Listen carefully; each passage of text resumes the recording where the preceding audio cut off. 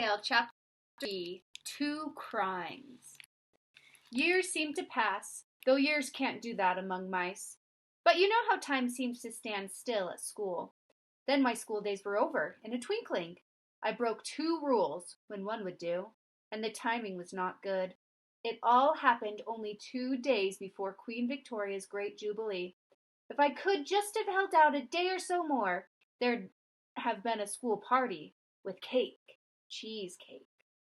But Trevor and Fitzherbert were finally fed up with me.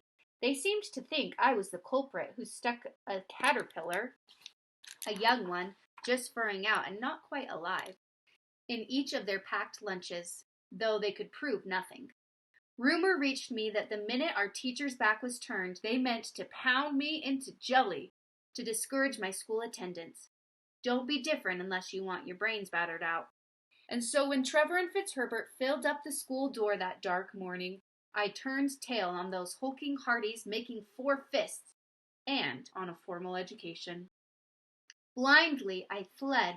I tore back down one tunnel and up another, feeling hot bully breath on my hindquarters. I scampered like the wind, with my tail in the air and my heart in my mouth, until Trevor and Fitzherbert and school fell away behind me.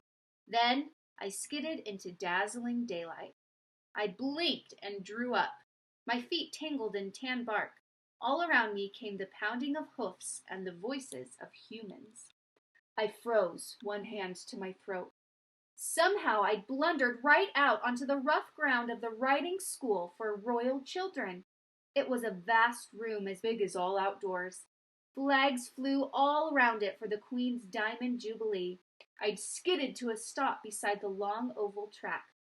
Ponies pounded around it, manes flying, dust rising. I couldn't budge. Not out here in the glaring open. Sometimes if you keep your head down, you'll look like something the horse dropped. There were droppings quite near me. Round and round the ring the perky ponies cantered. On each one of them a human princeling or princess of the royal blood. We'd learned them in school from old Chiroptera. Sorry, I can't say that name. Droves of them and little foreign royalties, too, here for the Jubilee. Belgians, Danes, all sorts. They'd be eating cake and plenty of it. They'd be stuffing their royal faces. Harnesses jingled, leather sighed. I was entirely too close, but dared not move. We were in the middle of a class. The young royals had to ride with their hands gathered in their laps to learn how to give themselves firm seats.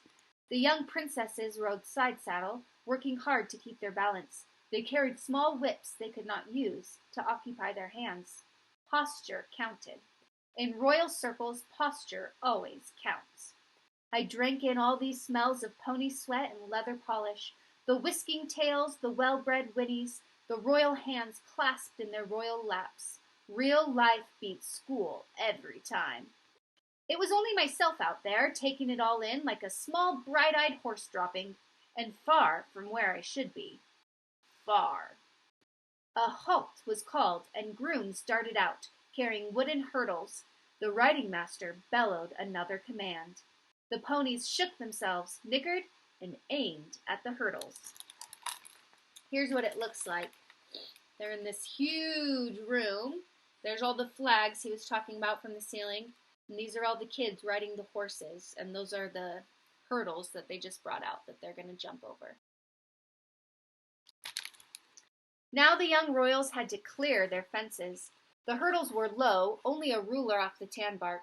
But it wasn't at all easy.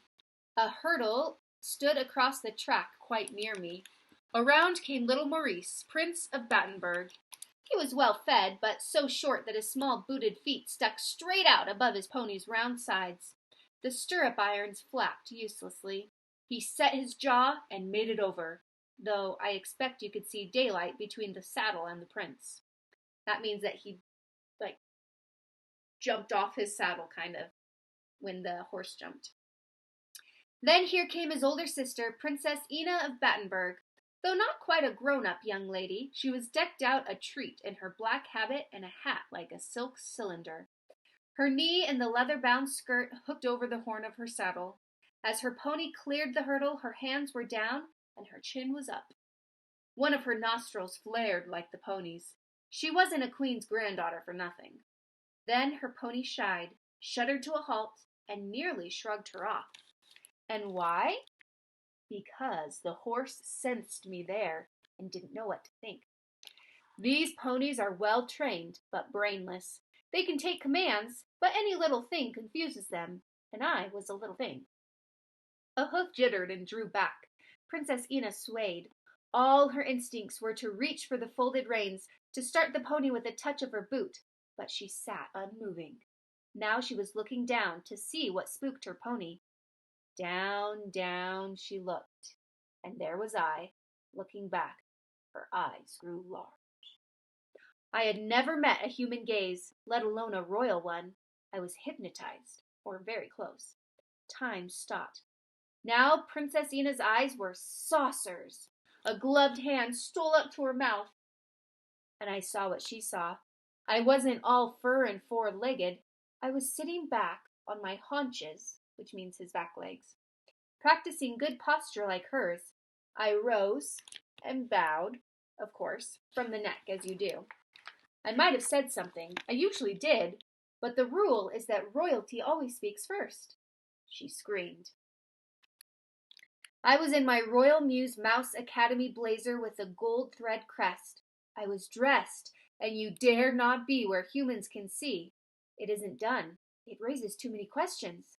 The pony stamped and curved his neck. From on high, the riding master's voice boomed, "Keep his head up!" The humans in the stands, nannies, governesses, tutors, humans like that, were on their feet. But it was too late to keep the pony's head up. It was down, and he was bucking. His rear hoofs were in the air, and so was Princess Ina, taking a tumble over the tossing mane and arching head. Here's a picture of it. So there's the princess on her horse, and my finger's coming in. And she sees the mouse with the question mark tail, and he's wearing clothes. The pony sucked wind, and Princess Ina plunged toward Tanbark. Her whip spun in the air, her skirts flared. Cries rose from the sidelines. She hit the ground and sprawled. Her silk cylinder hung from a hat pin, and I was gone. I zigzagged like lightning away, down the nearest mouse hole. I fled as if something was pursuing me, hot upon my flailing tail. Down in the darkness I was sure something was there behind me, but I dared not be found. Not only had I run away from school, I'd let a human see me dressed. 2 crimes, one of them unforgivable. Life as I'd known it was over for me, finished. I tunneled the day away, up one mouse road and down another, down, down beneath the mews. Whenever I met another mouse passing by, I turned my face to the streaming wall. Somewhere I shrugged out of my uniform and hid it away within the earthworks. I couldn't go back to school, not back to old Chiroptera and the 4 fists, and I couldn't go back to the needle mice workroom and Aunt Marigold. I'd let her down.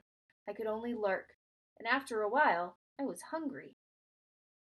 From the courtyard cobblestones above me came the thump and thunder of horses and carriages as the rehearsal for the Diamond Jubilee went on and on. Everybody had a job but me. Throughout the British Empire, mice and humans alike unfurled their banners for the approaching Jubilee. Everybody but me. I was about as low as I could get. And that was before I met the cat. And that is the end of chapter 3.